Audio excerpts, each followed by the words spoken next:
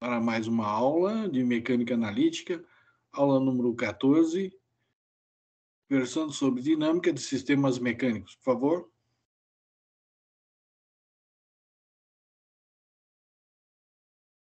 Hoje, falando de dinâmica de sistema mecânico, formulação de equações de movimento e mais um exemplo número 7. A referência ao livro do Crandall, da página 101 a 107. Para frente. Formulação de equações de movimento. A análise dinâmica de um sistema geralmente inicia com o isolamento e identificação de um modelo idealizado do sistema. O próximo passo é obter uma declaração matemática do comportamento dinâmico do modelo. Isto é feito aplicando ao modelo os princípios físicos apropriados que regem o sistema no intuito de obter as equações diferenciais do movimento. Para frente. Os princípios que regem os sistemas mecânicos podem ser divididos em 3 categorias: requisitos geométricos, incluindo as relações cinemáticas, requisitos dinâmicos, incluindo as relações entre as forças e taxas de variação das quantidades de movimento, e relações constitutivas para as forças nos elementos deformáveis e nos campos e relações velocidade e quantidade de movimento para elementos de inércia. Na frente. O método direto de formular as equações do movimento consiste em obter cada um dos requisitos acima, na forma de uma equação matemática e, em seguida, usar eliminação algébrica para reduzir o conjunto de equações resultante. O método alternativo variacional consiste em utilizar o princípio de Hamilton para selecionar entre os movimentos geometricamente admissíveis aqueles que satisfazem também as relações dinâmicas. O indicador variacional, equação número 144, está aí, ó. O indicador variacional, integral de T1 até T2, de quê? De delta, da variação de T asterisco menos V, mais a somatória de FI escalar delta RI integrado em DT. Muito bem. Então, é construído esse indicador variacional para movimentos que satisfazem os requisitos das categorias 1 e 3 acima, as categorias que foram faladas aí 1 e 3, os requisitos 1 e 3. Os requisitos da categoria 2 estão contidos no princípio de Hamilton, que afirma que o indicador variacional da equação 144 se anula para variações geometricamente admissíveis arbitrárias na vizinhança de um movimento natural. Para aplicar o método variacional, inicia-se por estabelecer o indicador variacional da equação 144 para o sistema sob investigação. Então, usa-se o cálculo de variações para obter as equações de movimento desejadas como condições necessárias para anulação do indicador, para anular o indicador. Pois não? Vamos para frente. Nesta aula e na próxima, vamos ilustrar a aplicação de ambos os métodos para 2 exemplos. No primeiro exemplo, é dado um tratamento excepcionalmente detalhado de um sistema simples, num esforço de fornecer uma compreensão clara dos métodos alternativos. O segundo exemplo não é tão transparente. Ele fornece uma oportunidade de comparar os 2 métodos quando aplicados a sistemas cuja complexidade é típica daquelas encontradas na prática da engenharia. Para frente. Exemplo 7. Então, na figura 24, mostra a figura primeiro, aí depois nós vamos voltar. Aí, figura 24. Uma massa conectada a uma mola e um amortecedor, sendo excitada por uma dada força externa F de T. Essa força é dada, é uma força externa, não pertence ao sistema. A fundação e a parede rachureadas constituem um sistema de referência inercial. Né? Muito bem, voltamos lá. Nessa figura, considere-se uma massa M que pode se mover horizontalmente e que está conectada a uma fundação através de uma mola linear com constante K e um amortecedor linear com constante B. Deseja-se obter a equação de movimento da massa sob a influência de uma dada força F de T. Muito bem, vamos para frente. Na figura 25, que é a próxima figura, o sistema é dissecado e os requisitos são atestados. A figura 25A mostra os três elementos separadamente. As variáveis pertinentes para cada elemento são definidas nos desenhos do lado esquerdo e os requisitos que regem os elementos são indicados à direita. Vamos lá, vou mostrar a figura 25. Está aí. É uma figura 25. Essa é a figura 25A, análise de um sistema de massa, mola, amortecedor, e apresentando os requisitos elementares. Então, do lado esquerdo, você vê, por exemplo, a mola, né? A mola ela está estirada graças a uma força F de S, que estica essa mola de uma quantidade ES. Então, na posição de equilíbrio, ou na posição natural da mola, essa ES é igual a zero, né? Mas se ela está estendida numa quantidade S, é uma mola linear, então a força F de S está relacionado com esse estiramento da mola por uma relação linear, K vezes ES. Do lado direito está... nós vamos precisar da relação constitutiva dessa mola, que é exatamente o gráfico de o plano, né? ES, F de S, uma linha aí de proporcionalidade entre essas duas variáveis. Bom, aqui também está dissecada a massa M. Né? Nós temos aí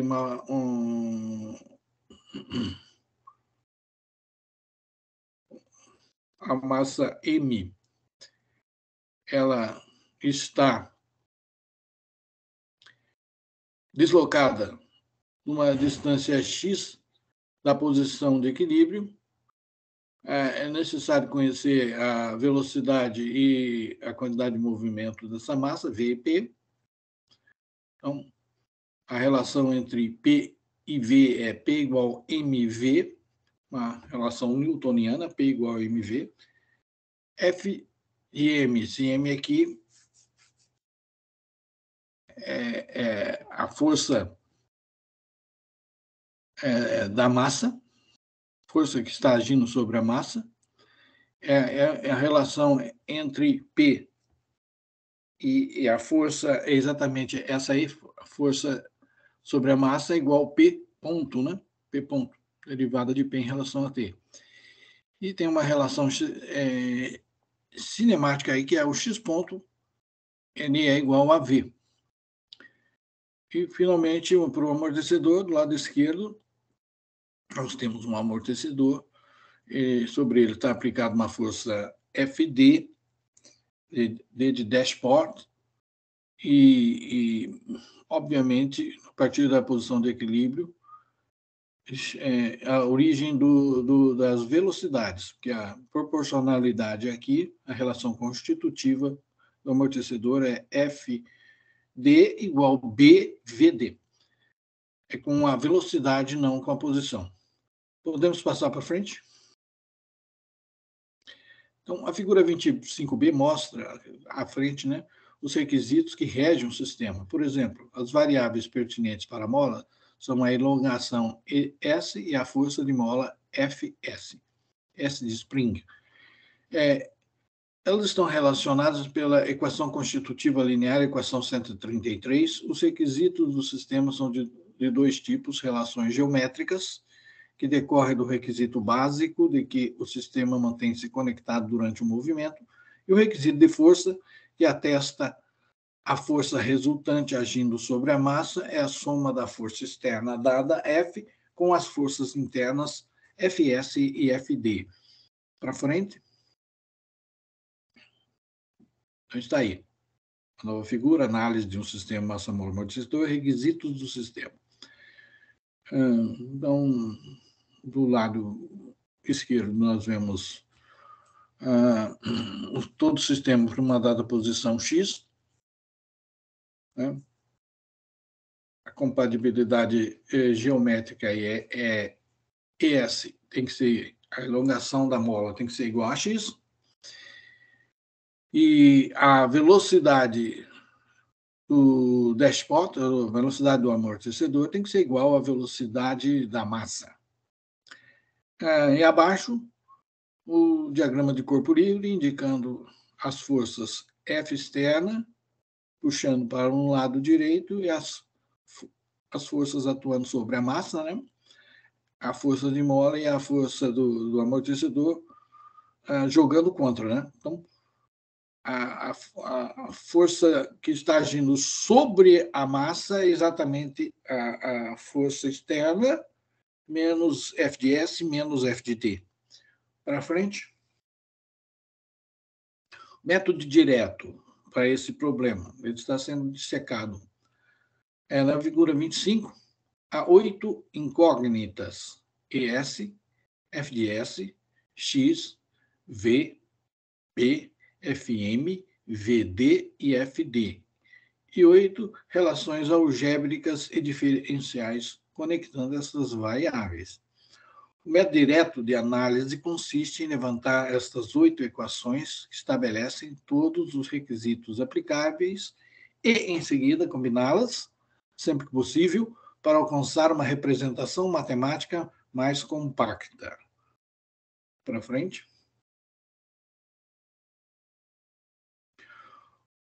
Uma forma sistemática de reduzir as equações da figura 25 é começar com o requisito de força do sistema. Tem uma nota de rodapé aí. Alternativamente, pode-se iniciar com os requisitos de compatibilidade geométrica do sistema e eliminar as variáveis geométricas em favor das variáveis de força e da quantidade de movimento. Bom, e então eliminar as forças incógnitas em favor das variáveis geométricas, que podem todas, eventualmente, ser expressas em termos de um único deslocamento x. Assim pode-se obter, vamos ver, a força sobre a massa igual a F menos Fs menos Fd, P ponto, P ponto, ela é igual a F menos KES menos BVD, a derivada de T de MV, que é o P ponto, é igual a F menos KX menos BV, uma vez que ES é igual a AX e VD igual a V. Finalmente, eu tenho aqui MX dois pontos igual a F menos KX menos BX ponto, que produzem uma única equação diferencial de segunda ordem, dada na equação 146, MX dois pontos mais BX ponto mais KX igual a F de T. Esse foi o método direto, né? Basicamente. Então, para frente. Para o deslocamento x de t. A equação 146 é denominada uma equação de movimento para o sistema da figura 24. Dada a história da força externa prescrita F de t, as condições iniciais de x e x ponto, a solução para a equação 146 descreve o movimento subsequente em termos de x. Uma vez que x de t é conhecida, a história temporal de qualquer uma das outras variáveis pode ser obtida substituindo o x na relação listadas na figura 25. Pois não?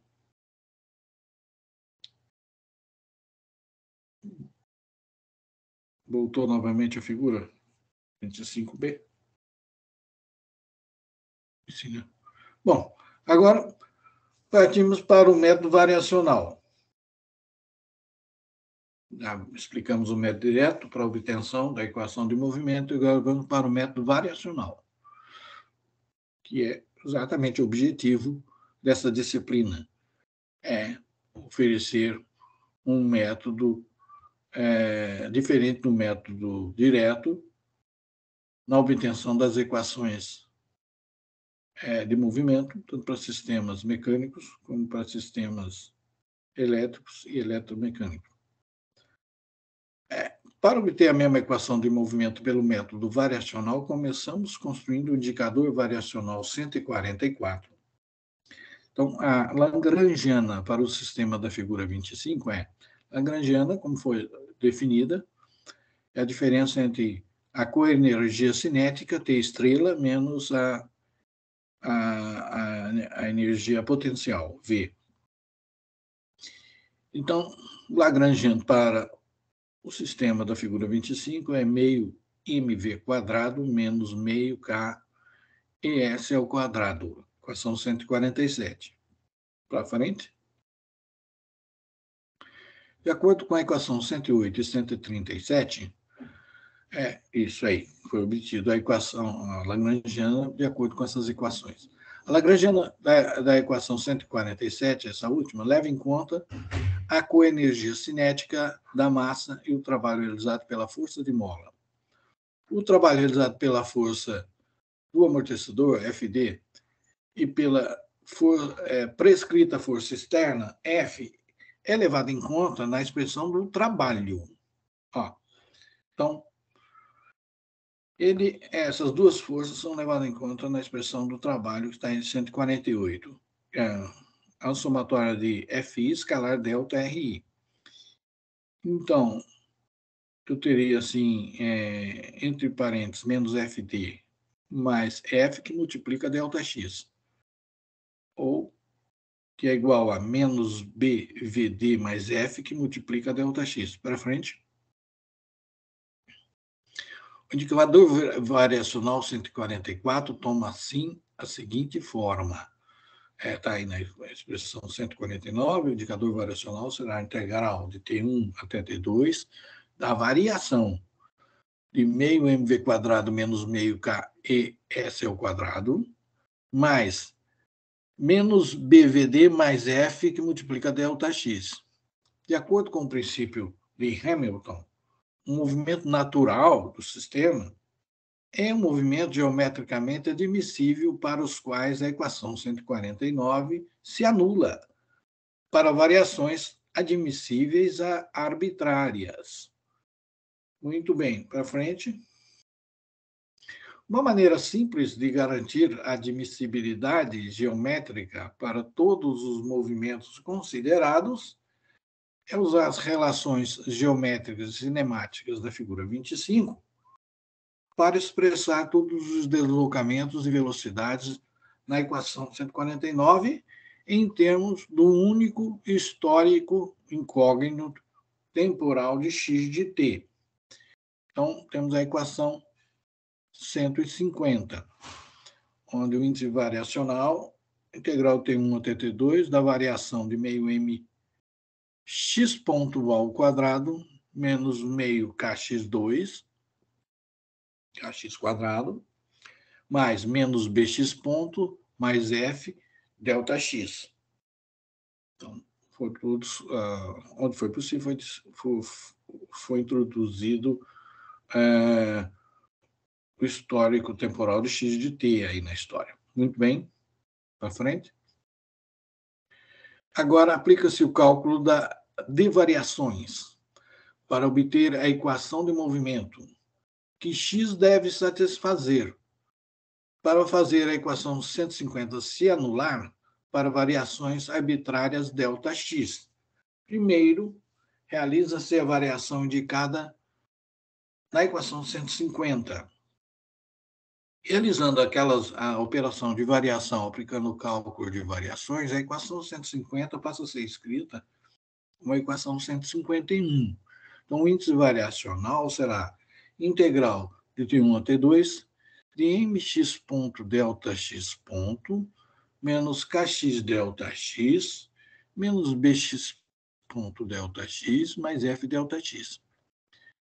Então, inserindo a relação de comutatividade ΔX ponto igual a derivada de ΔX em relação a dt, tem-se que a equação 151 ela passa a ser escrita como índice variacional de integral a T1 até T2 de mx pontos, derivada de ΔX dt, menos kx ΔX, menos bx pontos ΔX, mais f ΔX integrado em dt. Eu posso também escrever como mx ponto ΔX dt, vezes dt, mais integral T1 até T2 de menos kx ΔX menos bx ponto ΔX mais f ΔX integrado em dt. Para frente. Integrando o primeiro termo por partes, resulta a equação 152. O índice variacional passa a ser mx ponto ΔX calculados nos instantes T1 e T2, menos a integral de T1 até T2 de mx dois pontos mais bx ponto mais kx menos f, que multiplica ΔX, integrado em dt. Uma vez que está implícito no princípio de Hamilton, que todas as variações se anulam em T1 e T2, o termo mx ponto ΔX é zero em ambos os limites. Então, se a equação 152 se anula para ΔX arbitrário dentro do intervalo de tempo que vai de T1 até T2, é necessário que o conteúdo entre parênteses dentro da integral seja zero durante todo o intervalo. Assim, pode-se concluir que o movimento natural x de t deve satisfazer a equação diferencial mx dois pontos mais bx ponto mais kx igual f de t. Equação 153. Para frente. Observe que a equação 153, obtida do princípio de Hamilton, é idêntica à equação de movimentos, equação 146, obtida pelo método direto. Embora o método variacional aparente ser bem diferente do método direto, na realidade, apenas um procedimento alternativo que reúne as mesmas informações que estão contidas nas 8 equações listadas na figura 25. A relação velocidade-quantidade de movimento é tacitamente empregada na construção da coenergia cinética T estrela, e a relação constitutiva para a mola é tacitamente empregada na construção da energia potencial V. Pois não? A relação constitutiva para o amortecedor é explicitamente utilizada na criação da expressão do trabalho, equação 148. As relações geométricas e cinemáticas da figura 25 são explicitamente usadas na passagem da equação 149 para 150. Finalmente, a forma do indicador variacional e do princípio variacional é intrinsecamente equivalente em reforçar os requisitos de força do sistema e a relação entre força e taxa de variação da quantidade de movimento. O método variacional, portanto, faz uso implícito ou explícito de precisamente os mesmos requisitos que regem os sistemas, assim como o método direto. Pois não? Uma vez que os dois métodos são equivalentes ao nível do conteúdo físico básico, A escolha entre eles deve ser uma baseada numa questão de conveniência. Até certo ponto, isso depende da experiência e preferências pessoais do analista. Para um sistema tão simples como o do exemplo presente, certamente não há vantagem para o método variacional. Se as manipulações do cálculo de variações são ainda desconhecidas para o aluno, o método variacional pode parecer mais desajeitado que um método direto. No entanto, quando consideramos sistemas mais complexos para os quais as relações cinemáticas são mais complicadas, em que há muitos vínculos que não executam trabalho, observa-se que há considerável economia de raciocínio, assim como de manipulação, no método variacional. O exemplo a seguir fornece uma oportunidade de comparar os dois métodos em um sistema um pouco mais complexo. Eu acho que acabou a aula por hoje. Então, vem assistir a próxima aula. Você aí, inscreva-se no canal. Se tiver o sininho, clique no sininho aí para receber as notificações. Um abraço para todos, até a próxima.